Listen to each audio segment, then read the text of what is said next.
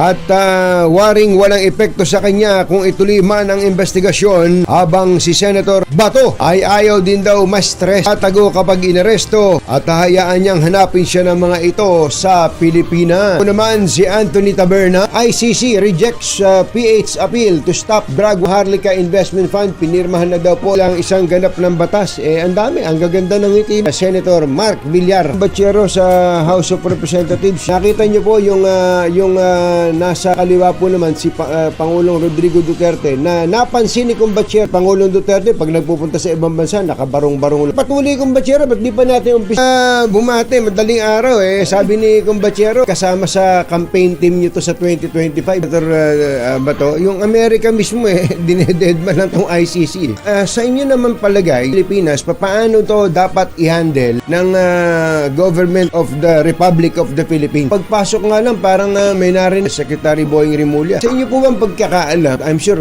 pinag-aaralan nyo na rin pati ng inyong mga abogado, assuming, just for the sake of argument, na maglabas ng arrest warrant itong International Criminal Court, who will enforce the arrest warrant? Hindi ba kayo nasabihan, hindi nyo ba ang ICC order na to, Bachero? Tama kayo, parang expected natin coming Senator Bato. Consistent, kayo nagsabi kanina, very consistent, pati si Pangulong Bongbong Marcos.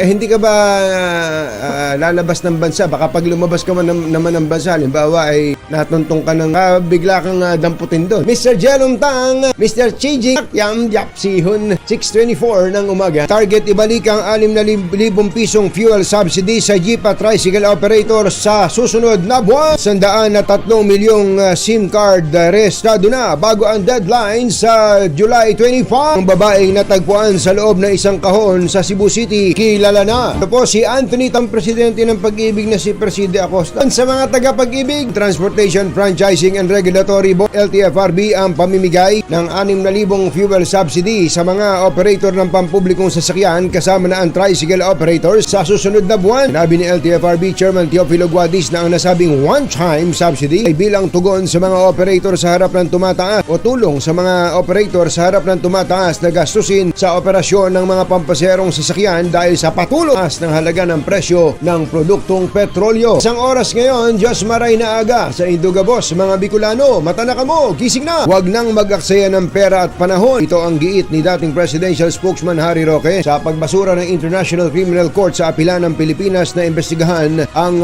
war on drugs ng Duterte administration. Sa panayam ng DZRH, sinabi ni Roque na walang saysay ang ICC dahil hindi kinikilala ng Pilipinas ang jurisdiction nito. Baliwala rin umano ang isasagawang investigasyon ng ICC dahil wala silang makukuhang kooperasyon para makakuha ng ebidensya sa bansa. Yan po ang tinig ni dating Presidential Spokesman. Bala namin kayong iskan. 36 oras ngayon, maaya-payaba kay Kongan mga kabalen, gising na. Tuloy na ang panghuhuli ng MMDA sa mga rider na sisilong sa mga underpass tuwing umuulan na nagresulta daw ng masikip na daloy ng trapiko. Sa panayam ng DZRH, sinabi ni MMDA Chairman Romando Artes na wala ng atrasan, pagbabawal sa mga rider na sumilong at sino man ang lalabag ay magmumulta. Tuloy pati yung iba na nagsusuot lang naman ng kapot.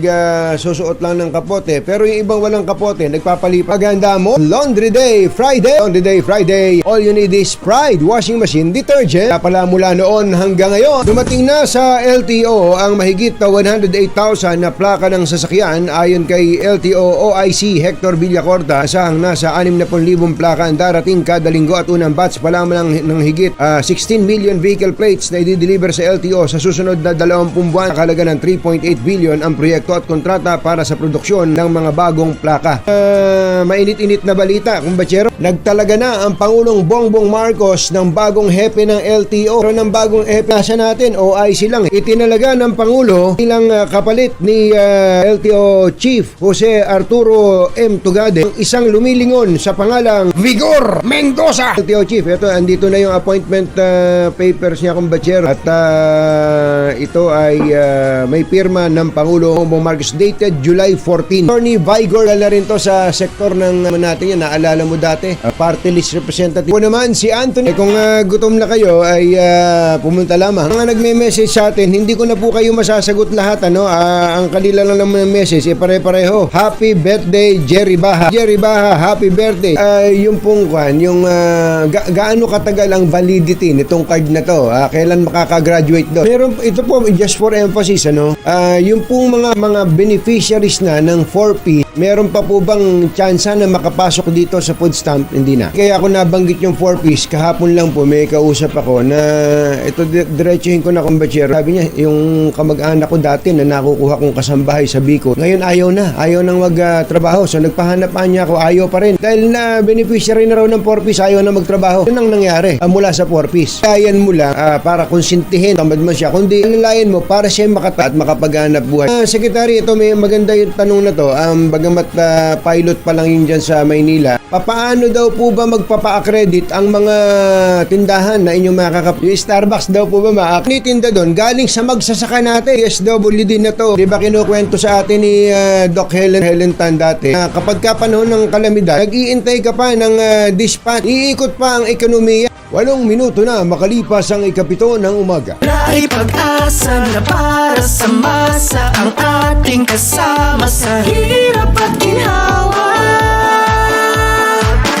139 Dubai, ito ang party list ng Pilipino. Dito ka na sa 139 Dubai. Uunahin ang kapakanan mo. Ito ang party list na kailangan mo. 139 ang numero. 139 Dubai. Ito ang party list ng pamilyang Pilipino. Bring Tatay home! Gabay Party List 139 sa Balota. Political advertisement paid for by Gabay Party List, 105 Lope K. Santos Street, Barangay Pedro, San Juan City, Metro Manila.